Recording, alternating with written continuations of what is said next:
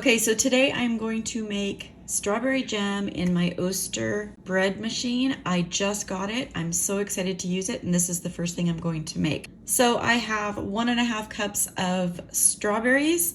I have 1 tablespoon of lemon juice and 1 cup of sugar, which is what the recipe calls for. The only thing that I'm going to use different in the recipe is I have the liquid pectin and it calls for dry pectin. So hopefully this turns out. I guess we will see shortly.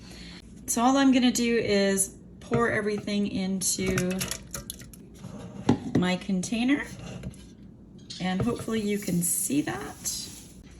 In goes the ooey goodness. Next, I just have to place it into my bread machine. What I love about the Oster bread machine is that not only can you do a bunch of different types of bread, but you can as well do cake batter, jam, and yogurt. And all of those things, we control the ingredients, we know what's going into it, so it's just, in my opinion, all around more healthy. I've got it set up, and all I have to do is press play, and I believe it will do now the heat up, and then it will go into mixing. I'll come back when it starts mixing.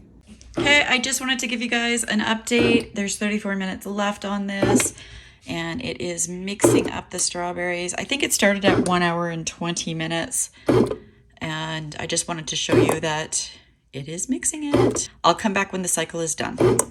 Okay guys, the timer just went off. It actually had some cooling down time. It has thickened up, but I am able to lift that out on my own.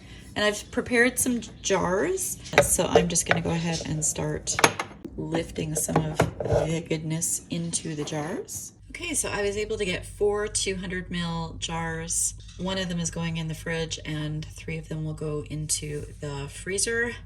And I am really excited. This is project 1 in my bread machine journey. Hope you guys will give it a try too.